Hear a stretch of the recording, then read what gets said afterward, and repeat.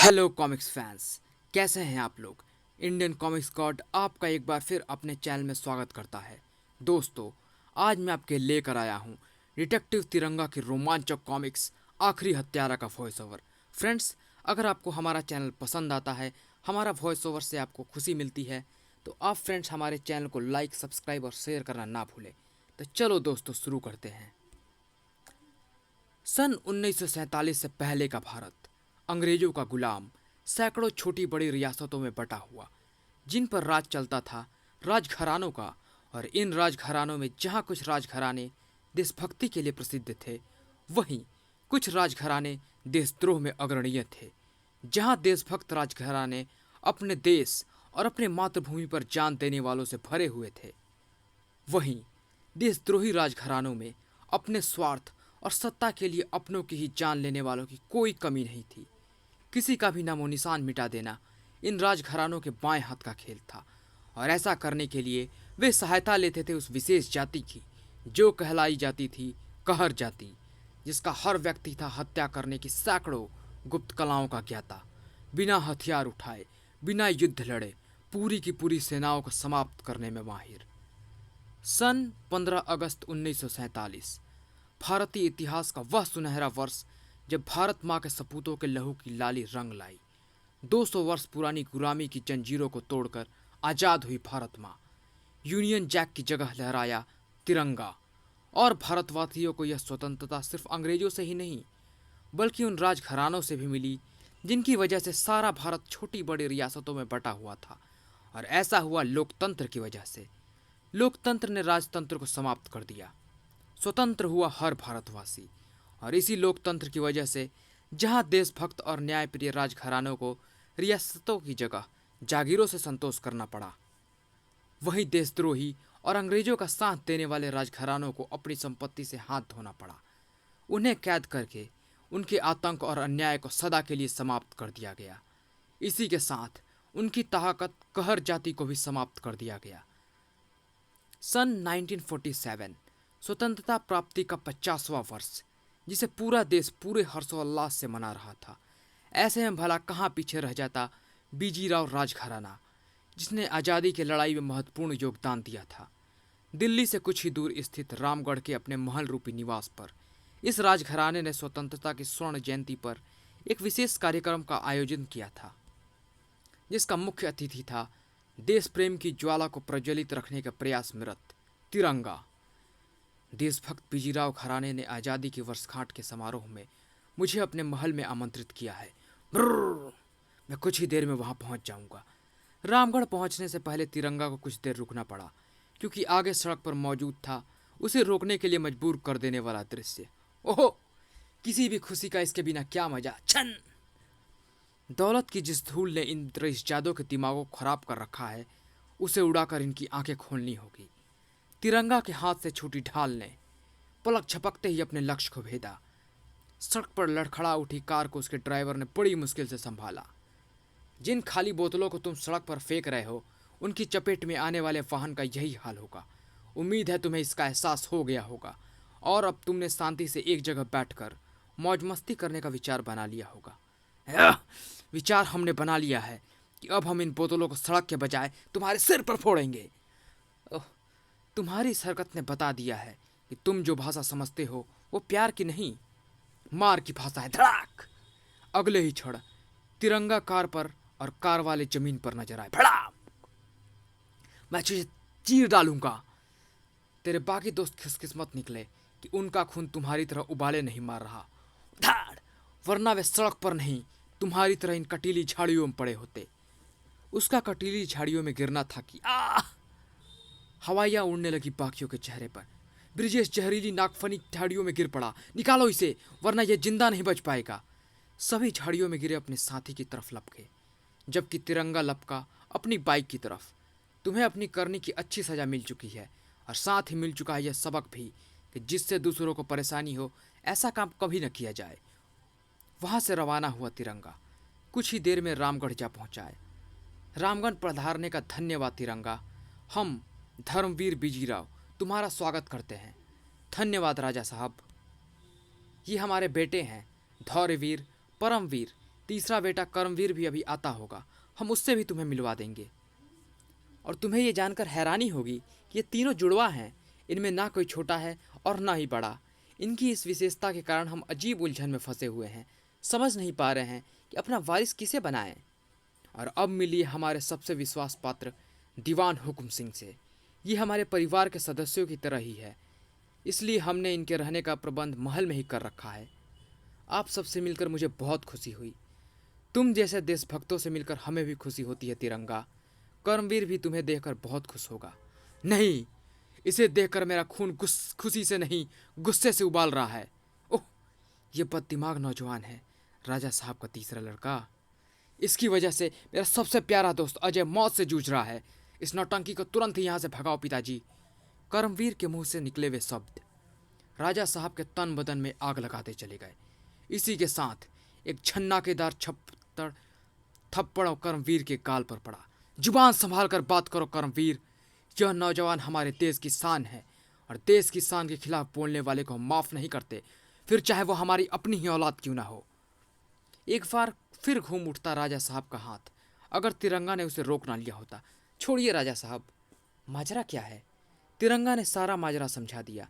सब कुछ सुनने के बाद, इसमें गलती तुम्हारी और तुम्हारे दोस्तों की है कर्मवीर, तुम्हें तिरंगा से माफ़ी मांगनी चाहिए। मैं जानता हूँ तुम दोनों क्यों इसकी तरफदारी कर रहे हो। इससे पिताजी खुश हो जाएंगे और तुम दोनों को अपनी सारी जायदाद दे देंगे, है ना? लेकिन ऐसा नहीं हो पाएगा, क्योंकि मैं ऐसा होने नहीं दूंगा, हरगिज नहीं होने दूंगा। गुस्से से पैर पटकता कर्मवीर वहां से चला गया। कर्मवीर के व्यवहार के लिए हम शर्मिंदा हैं तिरंगा। कोई बात नहीं राजा साहब, भूल जाइए इसे। तनाव भरा वो माहौल जब सामान्य हुआ तो राजा साहब ने अपने दीवान को आदेश दिया, समारोह की तैयारी करवाइए दीवान साहब। जो हुक्म राजा साहब। जल्द ही धूमधाम से मनाया गया आज़ादी की 50वीं वर्षगांठ का वह समारोह, जिसमें मौजूद हर भारतवासी खुशी से झूम रहा था। राजा धर्मवीर बिजीराव की बूढ़ी आंखें 50 साल पहले मनाए गए आज़ादी मिलने के प्रथम दिन को याद करके खुशी के आंसुओं से भर आई थी। लेकिन किसी की आंखों में भरे आंसू खुशी के नहीं, क्रोध और बदले की आग का घोतक थे।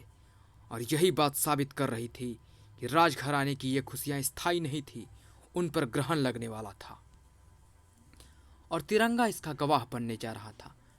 आज रात आराम करो तिरंगा, कल सुबह मिलेंगे। गुड नाइट राजा साहब। अपने कमरे में पहुंचा धौरेवीर क्या जानता था कि कल की सुबह देखना उसकी किस्मत में नहीं था, क्योंकि आज रात ही उसकी जिंदगी में छा जाना था मौत का अंधेरा। ये सुंदर सा डिब्बा किसने रखा है मेरे कमरे में? शायद कोई उपहार है, जिसे समारोह के दौरान मेरे किसी चाहने वाले में दिया होगा और दीवान जी ने इसे यहाँ पहुँचा दिया होगा।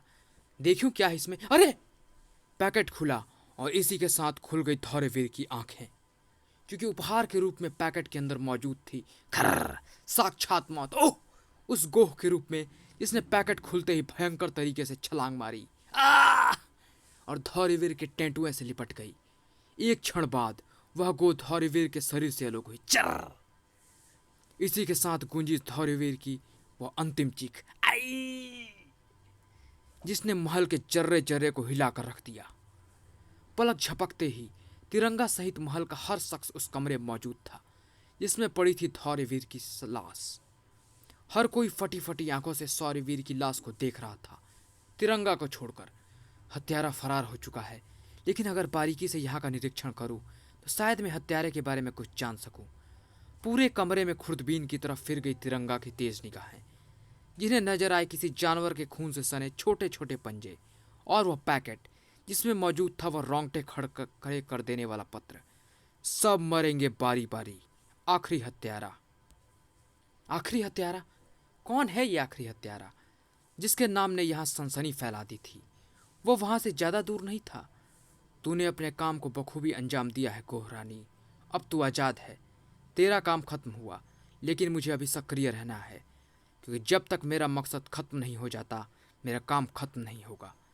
इधर नफरत की मकड़ी अपना जाल बिछा रही थी, जबकि इधर राजा साहब संयम रखिए, होनी को कोई नहीं टाल सकता। लेकिन मैं आपको विश्वास दिलाता हूँ कि आपके बेटे को मौत के घाट उतारने वाला ये आखिरी हत्यारा जो भी है, मैं उसे पकड़ कर ही रहूँगा। आखिरी हत्यारे को उसके अंजाम तक पहुँचा कर मैं यहाँ से वापस लौटूंगा। हत्यारा कौन है और उसने धौरेवीर की हत्या कैसे की, यह सब जानने के लिए मेरे पास एक सबूत मौजूद है, लेकिन उस सबूत को पुख्ता करने के लिए मुझे काफ़ी जांच पड़ताल करनी होगी, और उसके लिए मैं महल की लाइब्रेरी में रात को चुपके से पहुंचूंगा, क्योंकि अगर हत्यारा इसी महल में मौजूद है तो दिन में मुझे लाइब्रेरी में देखकर सावधान हो सकता है।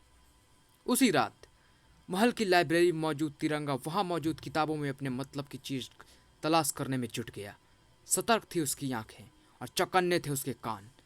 ठक ठक, बस चापों की धीमी आवाज। इसका मतलब बाहर कोई दबे पांव चल रहा है, लेकिन कौन? तिरंगा तेजी से लपका। बाहर उसे जो शख्स दिखाई दिया उसे वह अच्छी तरह पहचानता था। यह तो दीवान हुक्म सिंह है, लेकिन ये इतनी रात गए कुंवर परमवीर के कमरे की तरफ क्यों जा रहा है और क्या करने जा रहा है? तिरंगा ने आगे बढ़कर उसे रोकना चाहा, लेकिन फिर अपने आप को ही रोक लिया। हो सकता है दीवान और कुंवर का कोई आपसी मामला हो, मेरा उसमें खलल डालना बेकार है। फिर तिरंगा वापस लौट आया और अपने काम में व्यस्त हो गया। रात शांति से गुजरी, लेकिन दिन एक बहुत बड़ा विस्फोट अपने साथ लेकर आया। आई! परमवीर अपने कमरे में मृत पड़ा था। सौर्यवीर के बाद परमवीर की मौत ने सभी के मस्तिष्कों को भक से उड़ा दिया, और उस समय तो सभी के जिस्म सनसना उठे जब वहां मिला वह कागज। सब मरेंगे बारी बारी। आखिरी हत्यारा। ओह! रात की बात याद करके तिरंगा के दिमाग में चींटियां से रेंगने लगी। इसका मतलब रात को दीवान परमवीर की हत्या करने के लिए उसके कमरे की तरफ दबे पांव पड़ रहा था। काश मैंने उसे रात को ही रोक लिया होता। परमवीर के शरीर पर ना तो कोई चोट का निशान दे रहा है, ना ही किसी घात का। उसे हत्या किसी तरीके से जहर से इसे मारा गया हो, ऐसा भी नहीं लगता, क्योंकि जहर की वजह से शरीर में जो नीलापन आ जाता है उसका इसके शरीर पर कोई नामो निशान नहीं है। लाश के पास से सभी हट जाइए। पुलिस आ पहुंची। जल्द ही पंचनामा हो चुका था। लाश पोस्टमार्टम के लिए जाएगी राजा साहब। आपको कोई एतराज तो नहीं? नहीं इंस्पेक्टर। दुख का पहाड़ टूट पड़ा था राजा धर्मवीर बीजीराव पर, जिसने तिरंगा के क्रोध को और भी भड़का दिया। मैं आपकी दुख की भरपाई तो नहीं कर सकता राजा साहब, लेकिन उस पर मरहम जरूर लगा सकता हूँ। मैं आपके दोनों बेटों के इस हत्यारे को लाकर आपके कदमों में डाल दूंगा, जिसका नाम है दीवान हुक्म सिंह। कर कर और वार कर दे मुझे लहूलुहान, क्योंकि मेरे जिस्म से निकलता खून मेरे गुस्से को आग में घी का काम करता है। खचक! बाघ के हर वार पर ठहाके लगाता हुक्म सिंह कुछ देर बाद ही दरिंदे सा खुखार नजर आने लगा। बस कर चूहे, क्योंकि अब हुक्म सिंह का गुस्सा आ गया है। घर और जब हुक्म सिंह का गुस्सा आता है तो मौत भी उसका हुक्म मानकर दुम दबाकर भाग खड़ी होती है। कमीनगी जिनमें भरी हो सारे जमाने की, वही बात कर रहे हैं मौत को हराने की। तिरंगा, आओ। कैसे आना हुआ? मैं सौर्यवीर और परमवीर की हत्या करने वाले आखिरी हत्यारे को पकड़ने आया हूँ, और वो हत्यारे तुम हो हुक्म सिंह। क्रोध से सूखे पत्ते की तरह कांप उठा हुक्म सिंह। जिसके दिमाग में मेरे खिलाफ ऐसे झूठे विचार उठते हैं, मैं उसे हमेशा के लिए नष्ट कर देता हूँ तिरंगा। अगर तुम राजघराने के मेहमान न होते तो तुम्हारे साथ भी ऐसा ही होता। हुक्म सिंह, मैंने तुम्हें रात को खुद अपनी आंखों से परमवीर के कमरे की तरफ जाते देखा था। रात को मैंने परमवीर की हत्या नहीं की, लेकिन तूने रात को मुझे देख लिया है, इसीलिए मैं तेरी हत्या जरूर करूंगा। तिरंगा को लगा मानो भारी हथौड़ा टकराया है उसके चेहरे से। उधर तिरंगा संभला और इधर हुक्म सिंह ने संभाल लिया मौत का वह सामान। मेरे हाथों में लगे ये नेजे, देख रहा है न तिरंगा? इनसे अपने बहुत से दुश्मनों को टुकड़ों में बांट कर मैं उन्हें अपने भूखे भाग का निवाला बना चुका हूँ। उफ! इसमें गेंडे जैसे ताकत तो है ही, साथ में चीते जैसे फुर्ती भी है। मुझे अपनी सभी कलाओं के साथ पूरी तरह सतर्क रहना होगा, क्योंकि इसके सामने जरा सी चूक का मतलब है बाघ की भूख मिटाने का सामान बनना। थाड़! उफ! मेरी इसने सटीक और तेज वार का इस पर जरा भी असर नहीं हुआ। कोई और होता तो तिरंगा के इस वार से तड़प उठता, लेकिन वह तड़पने के स्थान पर तिलमिलाया, दर्द से नहीं क्रोध से। मेरे शरीर पर जितना तेज वार होता है, मेरा गुस्सा उतना ही बढ़ता है, और मेरे दुश्मन की मौत और पास आ जाती है। क्रैच! गर्म सलाखों की भांति तिरंगा के जिस्म में घुसते चले गए वे नीचे, लेकिन तिरंगा के कंठ से चीख भी ना निकली। तिरंगा को अपनी मजबूत बाहों के सिकंजे में पकड़ चुका था हुक्म सिंह। उफ! तेरी मौत मेरे हाथों ही लिखी है तिरंगा, दीवार में गड़े उस नुकीले लोहे के खंबे के रूप में। जाकर उसके गले लग जा। हुक्म सिंह ने तिरंगा को पूरी शक्ति से रुई की बोरे की तरह दीवार पर गड़े उस नुकीले खंबे की तरफ उछाल दिया, जो तिरंगा को यमराज के पास पहुंचाने का साधन बनने जा रहा था। लेकिन इतनी आसानी से मौत का निवाला बन जाने वालों में से कहाँ था वह देश का बेटा। थड़, ये लड़ाई जितनी लंबी खिंचेगी उतना ही मुझे नुकसान होगा, इसलिए मुझे इसे जल्द ही खत्म करना होगा। इस बात को ध्यान में रखते हुए कि महाविशाल काय हाथी को महावत अपने वश में कर लेता है, उसके मस्तिष्क पर चोट करके मुझे भी इस हाथी को वश में करने के लिए इसके मस्तिष्क पर चोट करनी होगी। धाड़! एक बार जो लड़खड़ाया हुकुम सिंह तो फिर संभल न सका। धड़ाक धाड़! कुछ सेकंडों बाद हुकुम सिंह की गर्दन तिरंगा के हाथों में थी। तेरे शरीर में ताकत थी तो तेरे खून की गर्मी इस बाघ की घबराहट बढ़ाती थी, लेकिन अब तू बेहाल है हुकुम सिंह, इसलिए तू इसकी आंखों में झांक कर देख सकता है कि तेरे खून ने इसकी भूख को कई गुना बढ़ा दिया है। इसकी निवाला नहीं बनना चाहता है तो कबूल कर कि तू ही आखिरी हत्यारा है। नहीं, मेरी बात का विश्वास करो तिरंगा, मैं सच कह रहा हूँ, मैंने किसी की हत्या नहीं की। कल रात मैं परमवीर के कमरे की तरफ पहली बार नहीं गया था, वह तो मेरा रोजमर्रा का काम था, क्योंकि परमवीर के कमरे के अगले कमरे में ही राजघराने का खजाना रखा हुआ है। मैं वहाँ चोरी करने जाता था। मैं चोर जरूर हूँ मगर हत्यारा नहीं। ये सही कह रहा है तिरंगा, और इसका सबूत है यहाँ बरामद ये गहने जो खजाने से कल रात ही चोरी हुए थे। राजा साहब, मुझे माफ़ कर दो राजा साहब। चिताक! तुमने हमारे बेटों की तो हत्या नहीं की, लेकिन तुम्हारे हमारे विश्वास की हत्या की है। हम तुम्हें हरगिज माफ़ नहीं कर सकते। राजघराने के खजाने का चोर का रहस्य खुल गया, लेकिन इसके साथ राजघराने के हत्यारे का रहस्य और गहरा हो गया। मुझे अब नई सिरे से शुरुआत करनी होगी। तिरंगा अपनी जिस खोज को शुरू करने जा रहा था वह एक नया मोड़ लेने वाली थी, और उसे वह मोड़ देने वाली थी परमवीर का पोस्टमार्टम रिपोर्ट। दिमाग की नसों के फटने से परमवीर की मौत हुई है, और ऐसा हुआ है उस पारे की वजह से जो उसके मस्तिष्क में काफ़ी मात्रा में पारा गया है। ओह, यानी परमवीर को मारने वाले ने उसे किसी तरह पारा पिला दिया? नहीं, अगर ऐसा होता तो पारे की मात्रा पेट में पाई जाती, न कि मस्तिष्क में। पारे का मस्तिष्क में पाया जाना इस बात का प्रमाण है कि उसे परमवीर के मस्तिष्क में किसी और ही तरीके से पहुंचाया गया है, जैसे धुएं या गैस के जरिए। ऐसा संभव है डॉक्टर? क्यों नहीं? पारे से संबंधित फैक्ट्रियों में काम करने वाले अधिकतर कर्मचारी ब्रेन हेमरेज का ही तो शिकार होते हैं। ओह, इस अद्भुत जानकारी के लिए धन्यवाद डॉक्टर। अब मैं चलता हूँ। डॉक्टर के पास से रवाना हुआ तिरंगा कुछ देर बाद ही महल में मौजूद परमवीर के कमरे में खड़ा नजर आ रहा था। इतनी सर्दी में भी इस कमरे की यह खिड़की खुली क्यों है? ओह, इस खिड़की की चटकनी अंदर से टूटी हुई है। रात की ठंडी हवा में इसके कपाट खुल गए होंगे। हवा के साथ मौत भी इस खिड़की के रास्ते परमवीर तक पहुंची होगी, क्योंकि कमरे में गहन छानबीन करने के बाद भी मुझे कोई भी संदिग्ध चीज़ नज़र नहीं आई है।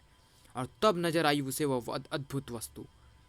खिड़की के पास ही मौजूद पेड़ की डाल पर वह हांडी कैसी लटकी हुई है? ओह नहीं, इसमें तो पारा भरा हुआ है,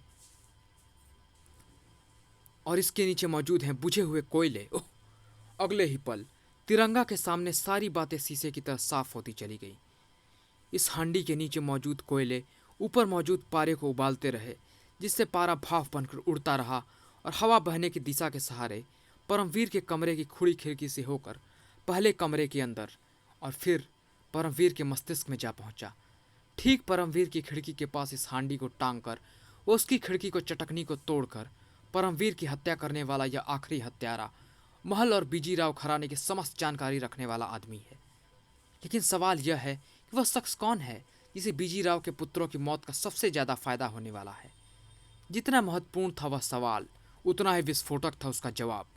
कुंवर कर्मवीर यही एक ऐसा आदमी है जिसे अपने भाइयों की मौत का सबसे बड़ा फायदा होने वाला है, क्योंकि उनके बाद ऐसा कोई नहीं है जो कर्मवीर को मिलने वाली जायदाद को बांट सके। मुझे अपने इस शक को विश्वास में बदलना होगा। इधर तिरंगा अपने शक को विश्वास में बदलने में जुटा हुआ था, और इधर उसे लाश में बदलने की तैयारी चल रही थी। सचमुच तू विलक्षण दिमाग का मालिक है तिरंगा, लेकिन तेरा दिमाग, तेरी कोशिशें तुझे मुझ तक नहीं पहुंचा पाएंगी, क्योंकि इससे पहले ही मैं तुझे मौत की गोद में पहुंचा दूंगा, और तेरी मौत का साधन बनेगी ये चिमनी, जिससे अंदर कमरे को गर्म रखने के लिए जलते कोयलों के अलाव का धुआं बाहर निकलता है। मैं इस चिमनी को बंद किए दे रहा हूँ। अब इसका सारा धुआं बाहर निकलने की जगह धीरे धीरे तिरंगा के बंद कमरे में भरना शुरू हो जाएगा। इस तरह कोयले का कार्बन मोनोऑक्साइड रूपी धुआं तिरंगा को अपना शिकार बना लेगा। उसे पता ही नहीं चलेगा कि उसकी गहरी नींद कब मौत की नींद में बदल गई। सैकड़ों वर्षों पुराना यह तरीका आज तक असफल नहीं हुआ और ना होगा। तिरंगा की मौत का इंतजाम तो हो चुका था और वह उससे पूरी तरह बेखबर था। उसे इस बात की भनक भी नहीं थी कि उसके बंद कमरे में बढ़ता धुआं धीरे धीरे उसे मौत की तरफ खींच कर ले जा रहा है। लेकिन शायद तिरंगा की किस्मत में धीरे धीरे नहीं, एक झटके में मरना लिखा था, क्योंकि तभी एक झटके से खुली वह खिड़की जिससे अंदर आया था वह नकाबपोश, अपने हाथ में तिरंगा की मौत लेकर। अलविदा तिरंगा, अब तेरी आंखें यमराज के दरबार में जाकर ही खुलेंगी। एक पल बाद ही वह मौत सट गई तिरंगा की गर्दन से और दूसरे ही पल उसकी गर्दन में प्रवेश करती हुई नजर आई। और तिरंगा को इसका आभास भी नहीं हुआ, क्योंकि कार्बन मोनोऑक्साइड रूपी धुआं पूरी तरह उसके दिलो दिमाग पर असर डाल चुका था। और जब इंसान के दिलो दिमाग काम नहीं कर रहे होते हैं तो न मौत रुकती है, न वह उसे रोक सकता है। क्या तिरंगा दोहरी मौत से बच पाया? कौन था यह नकाबपोश हत्यारा? कौन था वह आखिरी हत्यारा जो कह रहा था कि सब मरेंगे बारी बारी?